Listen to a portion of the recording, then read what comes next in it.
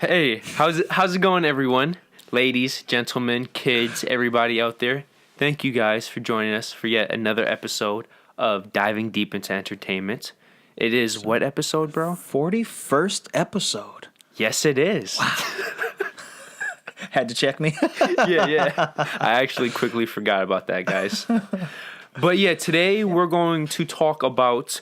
Okay, so a new thing we're going to do at the end of every month, we're going to talk about why the previous month is what it is in terms of box office. Like, give a update about the key films and stuff. And since...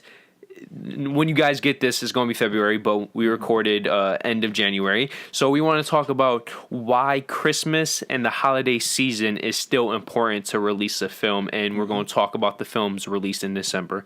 Most of them were actually from December 15th and on, but that's because of Christmas and the holiday season. But like always, it's Francis Mandrella as your co-host, and to my left we have... your bro host, the one and only Damon Haynes. Yes. Okay, so this is going to be a little shorter episode. We're not going to go deep for these. So at the end of every month, just expect 25 to 30-minute episodes. But I just wanted to get it out there because over the course of the past 2 years, you've been able to open up a film basically in any month and make it a blockbuster. Yet this year, more than any, showed why it's still important to release. So we're going to talk about that. But before we talk about that, bro... we have 3 films opening up this week. Yep. Peter Rabbit, The 1517 of Paris, and 50 Shades Freed, right? Damon obviously has no interest in 50 Shades Freed, so... No, because it's a soft porno. Like, no, I'm not watching that. No. So we're going to skip that. Just so you guys know, it is being released by Universal, and it does look like it's going to have around a $40 million opening weekend. So I guarantee you they're still going to make money off of it. Absolutely. Yeah, it should be the number 1 film of the weekend, no doubt about that. Oh, definitely, yeah. But do you want to talk about the film we're not interested in or the film we are? You want to get the bad news out the way? Let's get the bad news out of the way. Yeah. Peter Rabbit. Peter Rabbit. As I said a couple weeks ago, why I'm worried about it, and Damon was like, what is this, right? You just saw the trailer. Watch the trailer. Man, either I'm really old or I just don't remember the childhood stories, you know? I don't remember it being the way that they're portraying it, of course, in the trailers. Do you remember childhood films being this bad, bro? No. I mean... no, not at all. I don't... what's his name? Who's playing the rabbit? I don't think he doesn't fit that character whatsoever. Yeah, he has like a little... is that a British accent or English? Something like that? Yeah, well, British and English. Oh, same. Whatever. I didn't really care for it. I think... yeah, it has Rose Byrne in it, so yeah. She's still such a perfect piece. It has a talented cast for the people in it. It's just... yeah, it just doesn't look that great in my opinion. No. Yeah. No. Okay, but the film for we'll us see what happens. for the weekend is the new Clint Eastwood film, 1517 to Paris, being released by, of course, Warner Brothers. They release all his films. And this film interests me because it's being portrayed by the real life actual people. And that's why I want to see it so bad. Yes. I just because it has the potential to be very heartfelt, very emotional, and very just dramatic. I'm looking for. I think it's dramatic. Yeah, because the actual people are actually portraying it. Like I also think you're looking for the word real. Yeah, because there when you're go. seeing it, you know it actually happened. Yeah, so what I want to see is if they're going to go deep into that memory, because obviously this was not a good memory for them. So I want to see if the real life person actually takes you out of the film because they don't go as emotional. Yeah, it's possible. Yeah, because reliving such an emotional time, who knows if they're gonna actually give you the whole thing, or if they're gonna doctor it up. Yeah. You know? Especially with it being the real actors, who knows how they're going to take it. But from the trailers, it looks good, it looks interesting, and it looks like another suspense drama. So yeah. Definitely going to see it. Yes. Yeah, absolutely. Moving on to the next thing, we're going to start doing this. Have you seen anything recently, bro? As far as movie-wise? Yes, or a TV show, because this is entertainment. Actually, I think I told you about it. No, I didn't. Anyhow, the last... was it Insidious? Yeah, you saw it with your girlfriend. Yeah, I saw the last Insidious. What is the point? I don't even know how are they continuing the story now? They find A way? ways. And I'm pretty certain that they're sequel baiting again. At the end of this movie, there's something happened that you're like, oh, they're gonna probably come out with another one. As we're going to talk about at the end of next month, this film is doing really well. Yeah, it is. I mean, don't get me wrong, it wasn't a bad film because I actually, it was I don't think it was that scary because I don't really think any of the new horror movies are actually that scary. But it was, it had its creepy moments, and I mean, it did tell a good story. It continued the story of Insidious well. There were a couple of moments where I sat there because they have a couple instances in the movie where you question whether it's actually real or if it's like the ghosts or the projections of whatnot. So there were a couple of good moments in it where you're like, oh man, I wasn't expecting that. But overall, I was like, it's a decent movie. Okay, so it's not bad. No, it's not bad. Yeah, so I mean, and as it's making money, so it can't be worse than Saw 8. So yeah. Okay, for me, I actually I saw The Lady in the Water, and isn't that M. Night Shyamalan? No, the Guillermo del Toro, the guy who made. I know the name, but Hellboy. Yeah, it's the film about the woman. She meets this water creature. Yeah, I've seen the It has that awesome score playing in the background. Yeah. Okay, how was it? Okay, for me, I've never been a fan of his films because something always feels like it's missing. But it might be my second favorite film by him, and I think it's his best. Wow. At least because he does a lot of foreign films. Correct. His best American film. Wow. Yeah, bro. And it's you put it above Hellboy? In terms of quality, yes. I still prefer Hellboy. I actually prefer the sequel of Hellboy. Good. That's my favorite film. Then it's this film, then it's the first Hellboy. But in terms of quality, I think this is the best one. I might have to go see this then. Yeah, bro, and the crazy part too, when you find out it was made for just $50 million, it's somewhat impressive. It's not a large scale film, but the aesthetic of it, you feel like you're in the 40s or the 50s whenever it's placed. And it has a great cast, stellar cast in terms of what they did acting wise. It has that one guy from 8 Mile and Man of Steel, the villain, the guy who always plays the villain, that one weird looking dude who played Zod. I know who you're talking about. I don't remember his name. He's the villain in this. Perfect. The woman who's playing the main actress, she's in the Paddington films. She never talks, but you feel everything she's doing. Okay.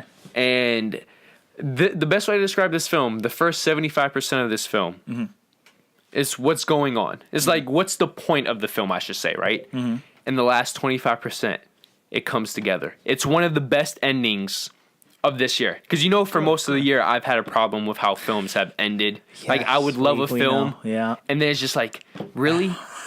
This was the opposite. And this might sound dumb. I would rather have an average film for 75% and they nail the ending. As opposed to vice versa. Agreed. Because the ending for me... Because the climax is always what matters, yeah. Yes. So that film was great. And to continue this trend, I also saw the film with Christian Bale, Hostiles. Where he's the cowboy not cowboy. He works for the military, and it's about the Native Americans. And the trailers make it seem like the Native Americans are the hostiles. Oh yeah. Okay. Yeah, it also has that one trailer for that, I believe. Yeah, it has the woman from Gone Girl in it. Yeah, the blonde. So I saw that film. By the way, both of these films I highly recommend as a film enthusiast. Lady in the Water for some audiences might not click, and Hostiles for most people won't click. Because Hostiles is a very old school film, bro. Long shots, silence for at least 1/3 of the film in terms of you're just listening to the world itself. Yes, exactly.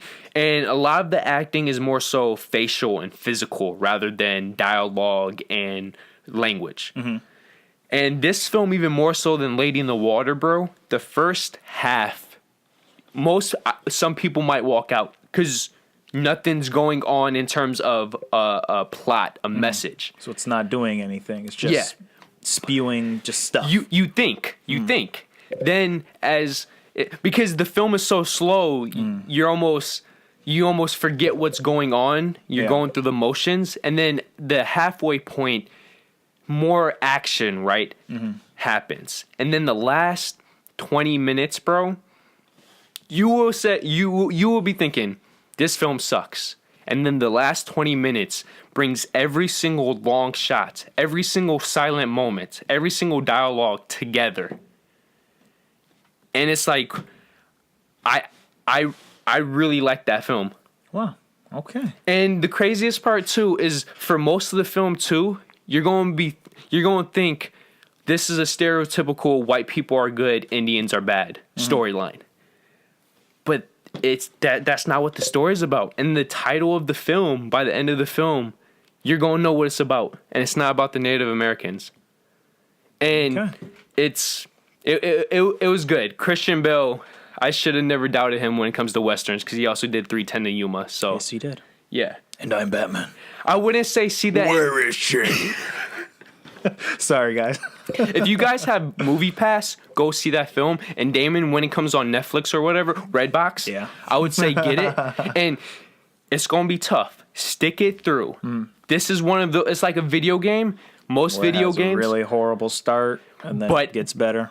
Yeah, but this actually does get better. And the ending is worth everything. You're going to be hit with emotion and just, it's old school film directing. Okay. So that's what I've seen the past past week. Yeah. Yeah, I think that Insidious was the only major thing that I've seen. I mean, of course, things here and there on Netflix. Did you ever get to watch Bright? Bro, no, I don't have Netflix. That's right. And all you guys are saying it's really good. Bro, I really enjoyed that movie. But we also enjoyed Suicide Squad. True. Very true. And people really hate that film for some reason. That. Yeah. Maybe it's Will Smith and Margaret Robbie when it comes to because we loved Focus too. Bro, Focus was like one of the best movies ever, bro. Oh, bro, we went to the theater together. We were in the theater, and we were mind blown, especially when he was doing like that priming thing. Like I was in this movie, and I'm like, no, he's not about to do this. No. And that was Focus. That was an amazing movie. Yeah. Oh yeah. It's Will Smith and Margot Robbie, bro. It's I also saw I, Tonya. No, I didn't see that. The skating film? Yeah, I didn't see that. I figured. I only saw it for the... Okay, this is going to sound really weird, but it is true. It's like Goodfellas about skating. It doesn't make sense. I read that review. It's pretty accurate, bro. That statement is pretty accurate. Okay. And this is what I want to say about that film.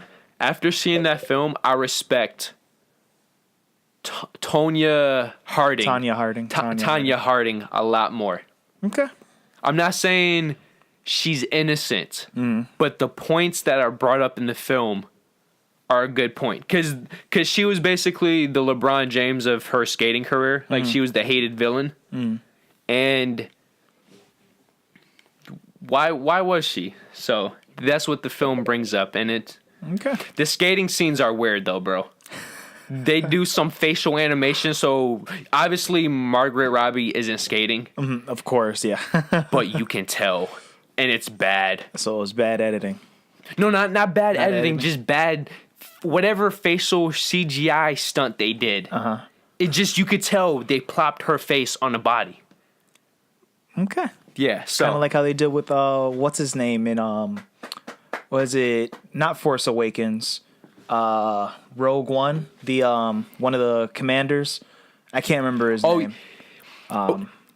Yes, except instead of that, they put her face on another actress. Yeah, and you could even tell the skin differences because her face is one skin color, and then Oh, that's weird.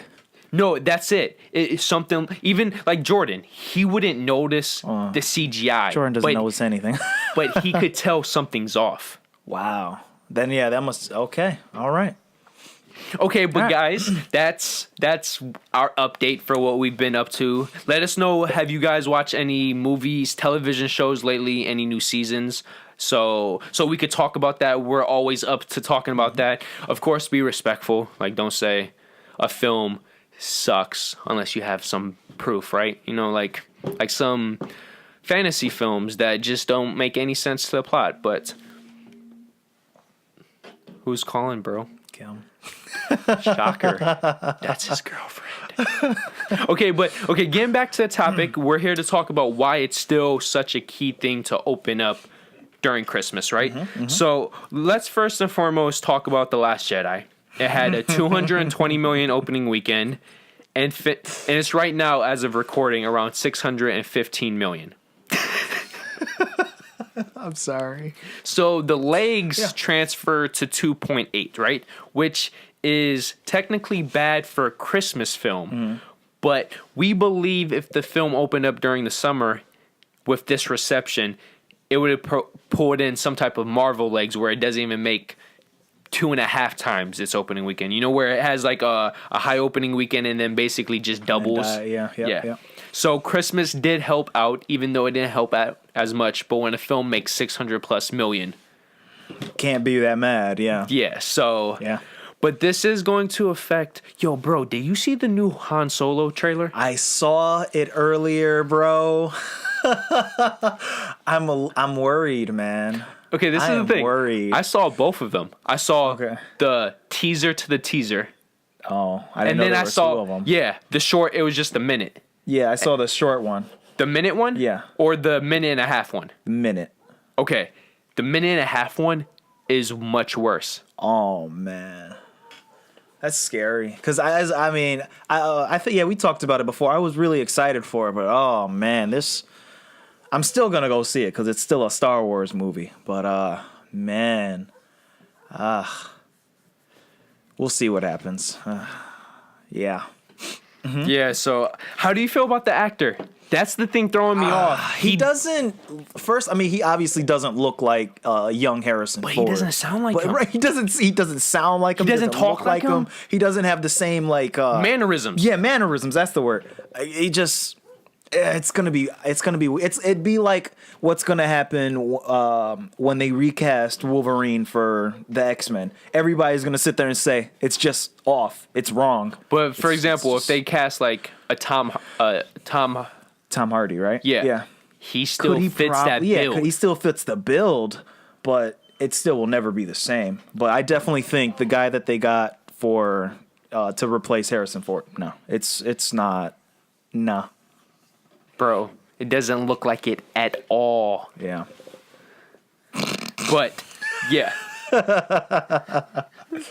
What's up? Demarius just popped in. Yeah, Demarius just popping up on the video. DGU. Yeah, we're doing back-to-back today. Okay, but getting back to it. Yo, Demarius, just as a side person, right? Did you see the Han Solo thing? Yeah.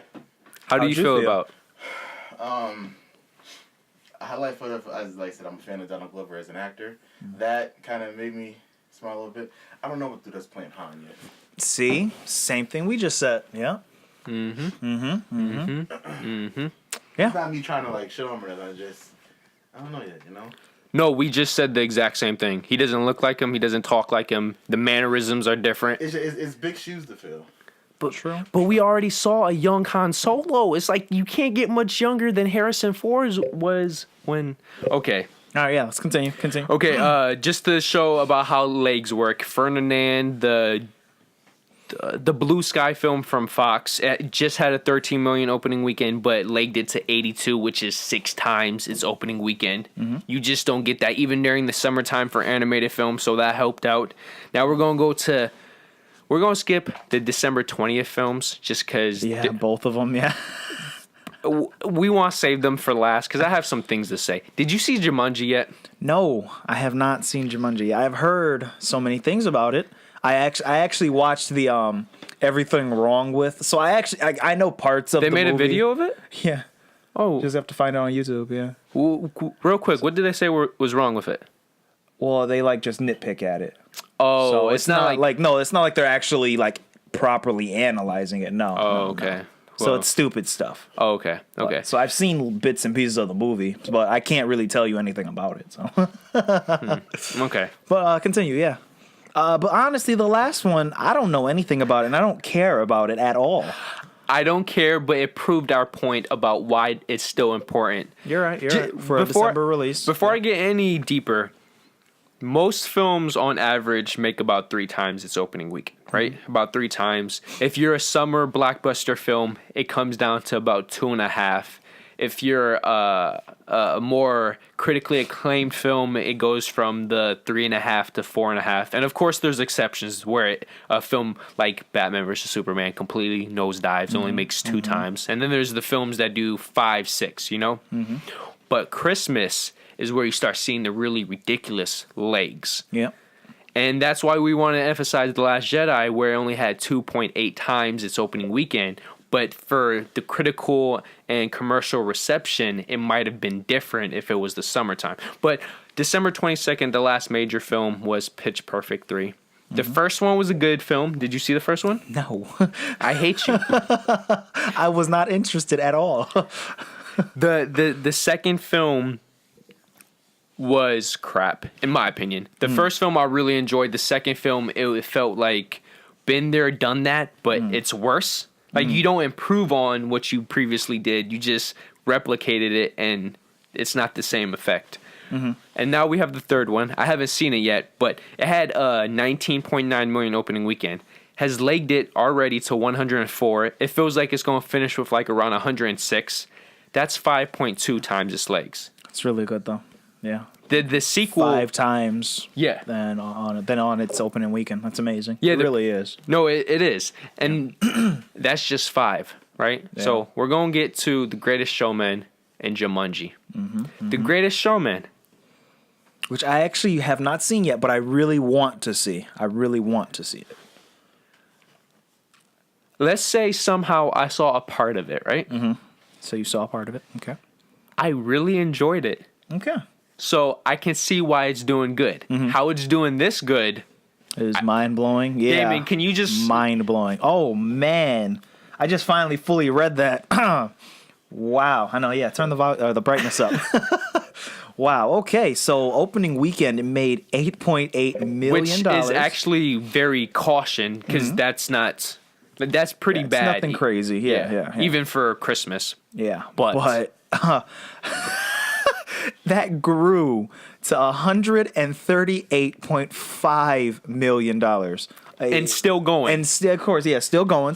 Heck, they're gonna get some money off of me. 15.7 growth on the legs. That is mind blowing, man. Repeat that, bro. Just the 15.7 times its opening weekend. That The is average is 3. mind blowing. Yeah, it is mind blowing. There's some crazy stats. It has the best legs for any film that's ever opened in over. Wait, you continue to talk. I'm gonna get the specific stats. So yeah, what was it for? Because I know it had really great legs. Was it better than it? Oh, much better. Yeah? Because don't forget, it had a really high opening weekend. Cool. Yeah. Because you're right. Yeah. Yeah. They made so much money on the first week. But yeah, I'm interested. It has a talented cast. It has Hugh Jackman. It has Zac Efron. Zendaya. Yeah, Zendaya. Yeah, Zendaya. Okay, guys. So this is the information, right? So it has the record for best legs for a film that opened in over 3,000 theaters, over 2,500 theaters, over 2,000 theaters, and the only film that's going to have better legs than it that opened in any type of wide release, so that's over 1,000 theaters, is Titanic. Wow. Let that sink in. The only film leggier than this film in wide release that opened up in wide release is Titanic. Wow. That is mind blowing, man. Wow. So 15.7. And bro, I just want to show you, say some things about the weekend, because I'm just geeking out about this. Okay, opening weekend 8.8, then it went up to 15, then it went up to 20. Jeez. And then ever since then, it's never had a drop higher than 20%. So it dropped 11%, then 9.5%, then 15, then 10, and then 20. Jeez, man. So there's that. And then, continue. Continue on to whatever you want to say. So yeah, if you want. Oh yeah, and then continue on to Jumanji: Welcome to the Jungle. Yeah. Opening weekend 36.2 million. Not too bad, not too bad. Actually, really good for Christmas. Yeah. But this next But stuff then is grew to 355 million. A growth and of counting. Yes, and still counting, of course. Growth of 9.8 legs. So that's just. Yeah, it's going to be in the Amazing. top 10 Yeah. for legs. Just to throw some That stuff is down. amazing, bro. It's already Sony's third highest grossing film behind Spider-Man, Spider-Man 2 domestically. It at this pace it's going to at least hit 380. It technically has a shot at 390 if not 400 million. This is Jumanji, bro. Wow. And yo, I understand it's a fun film. When you see the film, we need to talk. When me, you, and Jordan see the film, we need to talk because I just. Oh, I have no doubt that it's banking off of star power. I mean, having That's The Rock it. and Jack Black and freaking Kevin Hart and I can't remember the girl's name. She's from yeah, Game of Thrones correct. and So she Guardians is of the well Galaxy. known. Yeah. So I mean, I definitely think it's banking off of that star power. But that's still crazy. Yeah. And it's already made over 850 worldwide. Yeah, it's Who would have thought? We're going to get a trilogy now of Jumanji probably. films. Yeah, probably. Yeah, so. Yeah, I wouldn't be surprised, especially since they've shown they can make money off of it. Yeah. Have you seen Welcome to the Jungle? No, I didn't think it was gonna be good. You are correct, my friend. Demaria said, I didn't think it was going to be good. And sadly, it's not. Yeah, but. Yo, okay, this is my thing. What kills the film, as hard as it is to believe, the acting, bro. Oh yeah, because you were talking to me about that. You didn't. You felt that The Rock was kind of off. Yeah. Which is really surprising to me. I mean, because I do think he's an amazing actor. But I think he's underrated, too. yeah, absolutely, absolutely. But just from what discussing just with us, I am excited to see what you mean. It's don't get me. I think it's a fun film. It just feels off. And then when you see these numbers, I'm starting to rethink. I saw the film twice too. Did I watch a different film? Because for the first time, I thought Kevin Hart's acting skills finally showed he might only be able to be the comedic guy because he had to do a lot of dramatic stuff, and it's just that showed. Jack Black was awesome though. Oh yeah. Yeah, he killed it, but he's been killing it for years. Correct, and he can do a wide range of things: Yeah. comedy, more action-packed, more dramatic. So yeah. So that's it. That's all we have to talk about. Let us know. Have you seen any of these films? It's been over a month, going on 2 months, depending on the film. Let us know how you feel about that. And yeah, man, it's just. We want to start doing this so we could give an update on the films that overachieved, underachieved, or if we could somehow put what the films are doing into a monthly category, right? Like January is known for the horror films, right? So February is known for the Valentine's Day and stuff, Memorial loving stuff. Yeah. Yeah, so we're trying to do that just to give the people who are interested in this stuff some updates because for some reason I geek out about this stuff. And it's always good to know when a film you like is doing good. Absolutely. But as Damon likes to always say. Yeah. Thank you for joining us today, guys. 41st episode of Diving Deep into Entertainment. We really appreciate you guys watching us. Get in contact with us. I mean, we love hearing the comments. Any improvements, feedback. Yeah, feedback. What did you guys think? I mean, talk to us. We love it. Hit that subscribe button, the like. You can find us on Facebook, Instagram, and Twitter. More services coming soon. Professional, I like it. Yeah. But yeah, we love it, guys. Thank you. Yeah, so Damon kind of combined the two things, so I don't the only thing Mike would add is that he would say like, subscribe, and comment. And only do it if you have a passion. Let us know. But this is Diving Deep. We're trying to get back into the topics. And when you think about it, more and more every year, every month, every weekend is becoming a blockbuster weekend. So. Yeah. So the summertime and the holiday seasons still count. And as this year showed with basically all the films, even the films that we didn't mention, like what was that one comedy film about the daddies? Like they're trying to find Daddy Home too. No. But whatever. But like all the money in the world, right? That film, even though it didn't make a lot of money, it was still leggy for everything being considered. So if you have a good film that's family friendly, as The Greatest Showman and Jumanji showed, you're going to get the legs. You might even get record breaking legs. So There's that.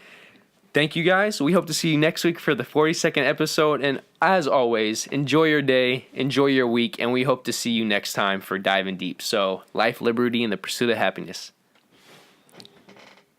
If you want to subscribe, just hit this bad boy up here, that big fat rhino. If you want the newest video, to the right. If you want the recommended, to the left. And then, of course, our personal dick pic. Yep, right below. So thank you for joining us once again, and we hope to see you next week. So peace out. Peace.